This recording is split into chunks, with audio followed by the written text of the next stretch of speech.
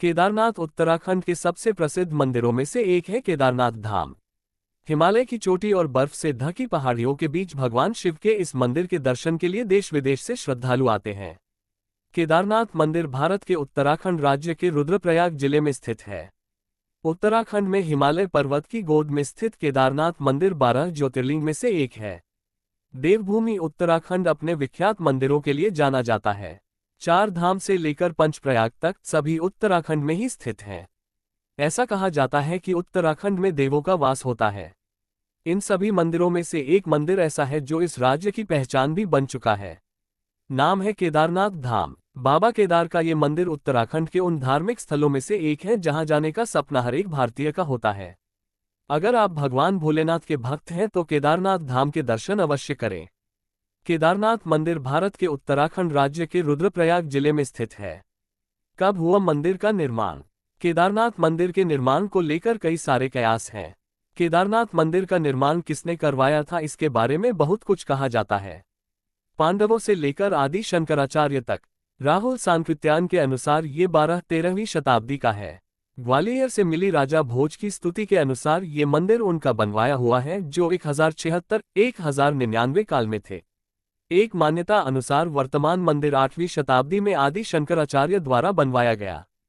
बताया जाता है कि मौजूदा केदारनाथ मंदिर के ठीक पीछे पांडवों ने एक मंदिर बनवाया था।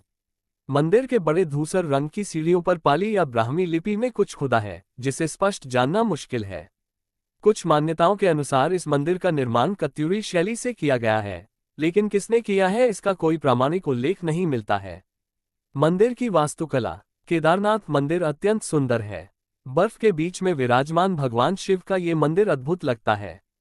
वास्तुकला की बात करें तो केदारनाथ मंदिर 85 फीट ऊंचा, 187 फीट लंबा और 80 फीट चौड़ा है। इसकी दीवारें 12 फीट मोटी है और बेहद मजबूत पत्थरों से बनाई गई है। मंदिर को 6 फीट ऊंचे चबूतरे पर खड़ा किया गया है। ये हैरतअंगेज है कि इतने भारी पत्थरों को इतनी ऊंचाई पर लाकर तराशकर कैसे मंदिर की शक्ल दी गई होगी।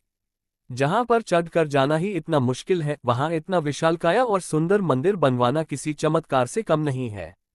जानकारों का मानना है कि पत्थरों को एक दूसरे में जोड़ने के लिए इंटरलॉकिंग तकनीक का इस्तेमाल किया गया होगा।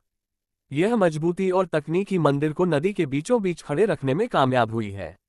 मंदिर को 3 भागों में बांटा जा सकता है।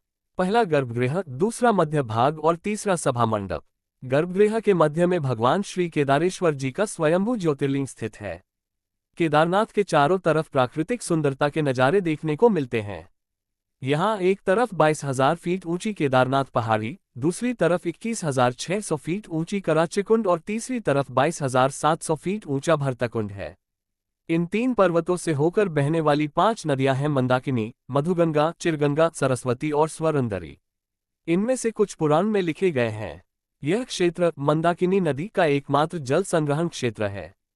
400 साल बर्फ के भीतर दबा था केदारनाथ धाम। वैज्ञानिकों के अनुसार केदारनाथ मंदिर 400 साल तक बर्फ में दबा रहा था। बावजूद इसके मंदिर सुरक्षित बचा रहा।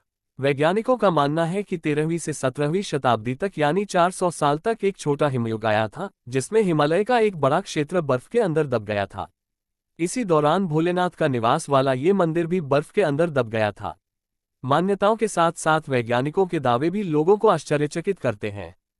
6 महीने तक बर्फ से ढके रहते हैं बाबा केदार। केदारनाथ मंदिर के दर्शन के लिए लोगों को एक तय समय का इंतजार करना पड़ता है। शीतकाल में केदार घाटी बर्फ से ढक जाती है। भयानक बर्फबारी के चलते यहां पर जाना कठिन है, इसलिए मंदिर 6 महीने के लिए बंद किया जाता है। केदारनाथ मंदिर के खोलने और बंद करने का मुहूर्त निकाला जाता है। अभी तक यह मंदिर मुख्यतः नवंबर महीने की 15 तारीख से पूर्व बंद हो जाता है और 6 महीने बाद अर्थात वैशाखी 13-14 अप्रैल के बाद खुलता है। यानी कि साल में 6 महीने यह मंदिर बंद रहता है और 6 महीने इस मंदिर के कपाट दर्शन के लिए खोले जाते हैं। केदारनाथ के कपाट खुलने से पहले इसे भव्य रूप से सजाया जाता है और सूबे के मुख्यमंत्री खुद कपाट खुलने वाले दिन वहां मौजूद होते हैं। दर्शन करने का क्या है सही समय? वैसे सबसे महत्वपूर्ण और केदारनाथ जाने का सबसे पहला पड़ाव है रजिस्ट्रेशन। बिना रजिस्ट्रेशन के आपको यहां एंट्री नहीं मिलेगी, इसलिए पहले से रजिस्ट्रेशन करा लें।